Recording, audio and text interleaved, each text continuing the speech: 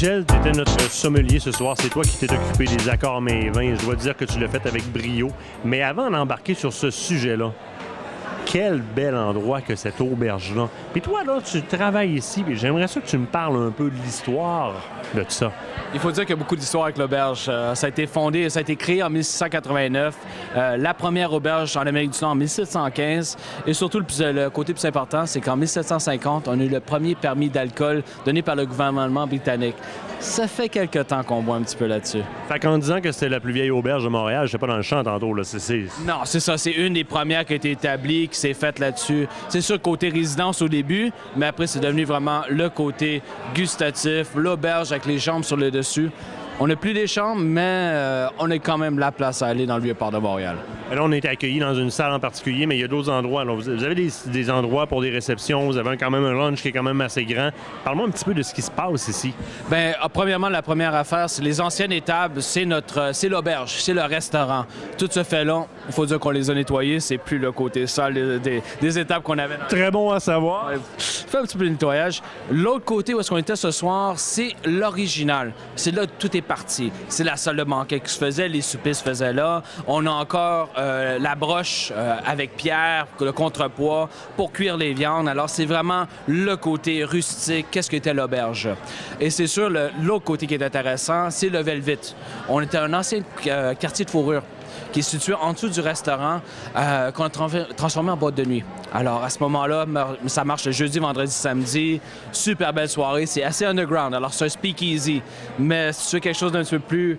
Après un bon souper, quelque chose qui vaut la peine, tu passes au Velvet, c'est super, va aller chercher avec ça. C'est très intéressant, puis on va essayer d'en faire l'expérience. Malheureusement, on est de Québec, il faut retourner ce soir, mais on va revenir sur place. Mais écoute, quand tu te retrouves dans un décor comme ça donne le goût de revenir. Là, je m'en vais sur les accords mets et vins, parce que c'était génial. Mais souvent, on se retrouve dans des accords mets et vins qui sont quand même un petit peu plus, un peu plus complexes, un peu trop huppés des fois. Là, c'était easy.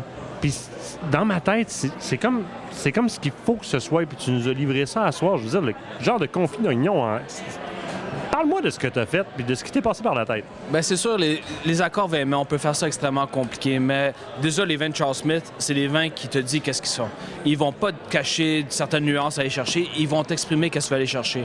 Et c'est ça que j'ai voulu mettre en valeur.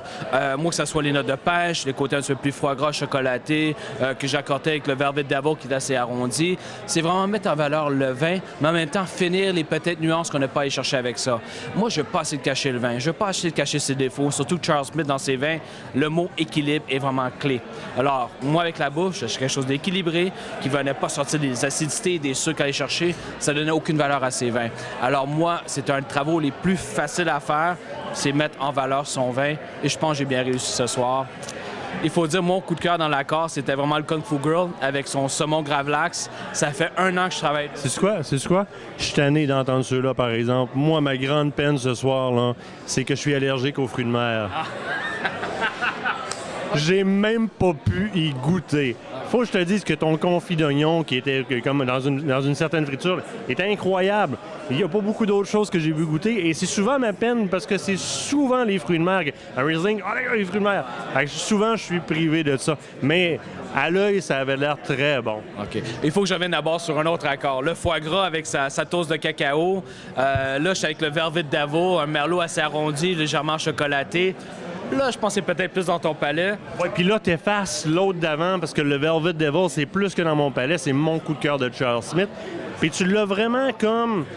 Ah non, c'était la complétude des deux. C'était le... Oui, non. Là, t'étais vraiment dedans.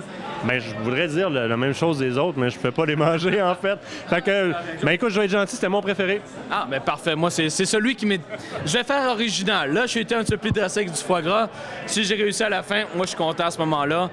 C'est sûr, j'ai voulu faire des accords avec les grandes cuvées, mais il y a tellement de richesse, tellement de complexité qu'il n'y avait pas besoin de nourriture pour se prendre. Alors, moi, c'est la pureté des produits qui étaient présentés à ce moment-là. Moi, la conclusion là-dessus, c'est les vins de Charles Smith, c'est tellement balancé. Mes accords étaient pas compliqués parce que quand un vin est balancé, il va toujours trouver une nuance avec laquelle jouer dans ses plats. Alors, moi, à ce moment-là, je m'assois, je regarde la serveur qui sort le premier, j'accorde ça, puis c'est vos papilles qui vont pouvoir être rassasiés de cette expérience gustative.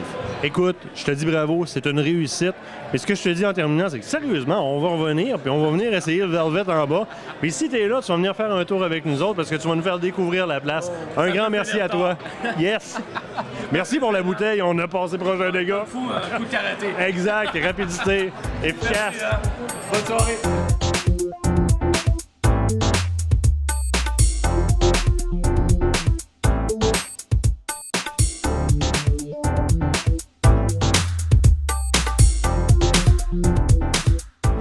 Jacques, on a changé de vin. On est rendu sur le Château Smith, qui est un Cabernet Sauvignon. Beaucoup plus agressif tout de suite quand on l'approche.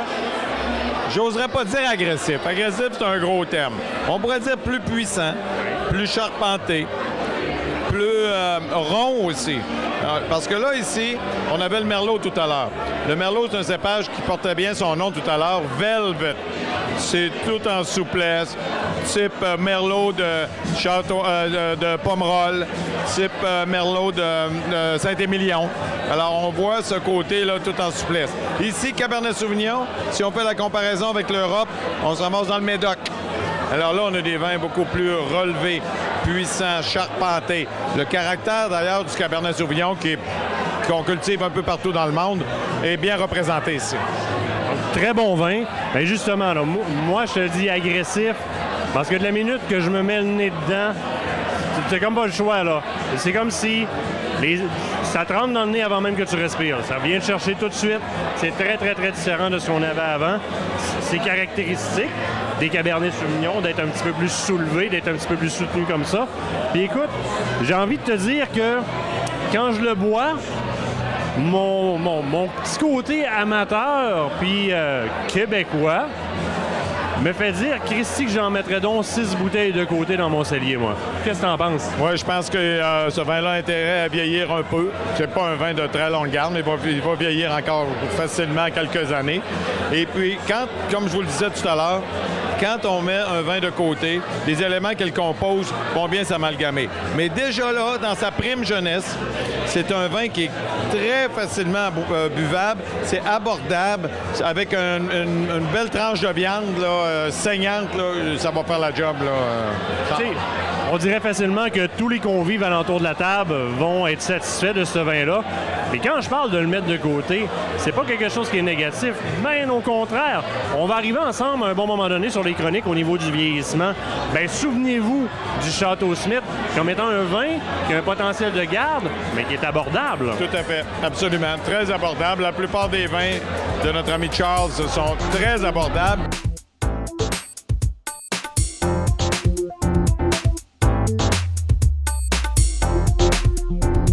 Hey monsieur, comment ça va? Bien toi? Yes, yes, tu viens de Montréal? Non, je suis de Québec, moi. T'es de Québec, toi aussi? On s'est pas vu dans l'autobus, t'es monté en voiture? Non, en voiture, mais on couche ici, nous, à Montréal. Excellent, ça, c'est très, très, très responsable. Nous, on prend l'autobus pour monter. Dans quel cadre tu es ici?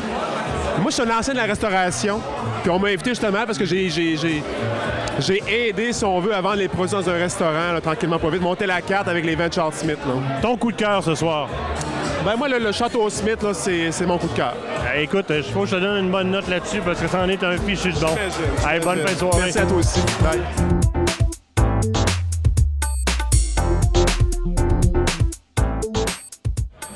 Jacques, on change d'étiquette toujours chez le même producteur, mais Charles Smith a aussi l'étiquette Cave Vintners et Seco Wine.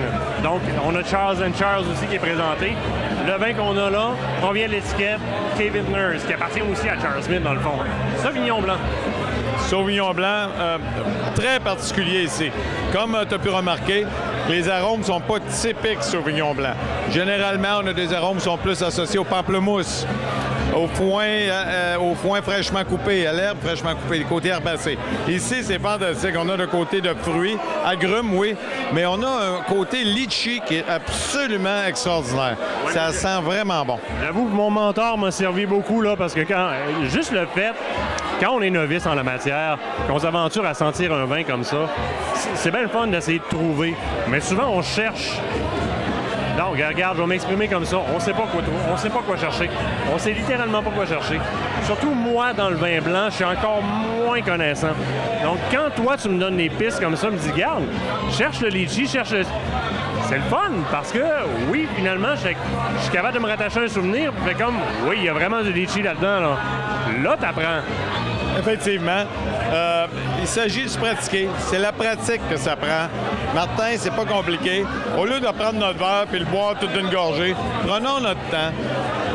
Apprivoisons notre verre. Prenons le temps de le boire, de le sentir, de regarder sa belle robe, les jambes qui coulent. Ça nous donne 2 fois plus de plaisir que si on le prend comme ça, puis on prend une grosse gorgée, puis le vin est bon, puis c'est tout. De toute façon, on va tout se le dire, il y a un certain respect envers l'artisan qui a concocté la recette qui a abouti en ce vin-là. Et de prendre les vins sans le goûter en envoyant ça comme ça. Bon, c'est quand même toi qui payes la bouteille, oui. Mais c'est un peu... C'est pas le même ça se fait, là. Point final.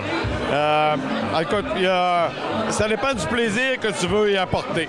Si ça te tente simplement le soir de prendre ton verre de vin puis tu veux pas te badrer avec rien, bien tu le fais, c'est toi qui payes ta bouteille de vin. Si tu veux avoir le plaisir, j'ai toujours dit que le vin, c'était le moment propice, prendre un verre de vin pour échanger, partager. Le vin, c'est un aliment plaisir, un aliment qui apporte le bonheur, la chaleur, et puis ça rapproche. Comme un beau feu de camp, le vin va rapprocher les gens. Exactement. Donc, on fait preuve de sagesse. On s'en va pas faire dodo sur le divan, là. On fait preuve de sagesse ce soir et on déguste ce que Charles Smith a à nous offrir. Tout à fait. Cheers.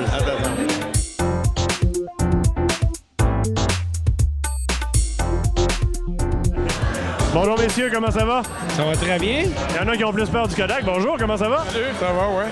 Yes, qu'est-ce qui vous a amené ici ce soir? Ben moi, je travaille pour... Le boss a dit on y va, mais le vin est bon quand même. Ouais, mais je suis pas forcé d'y aller. C'était très facile de dire. Oui, un autre qui a pas de menottes qui est venu pareil. Bon, votre coup de cœur ce soir. Dryden.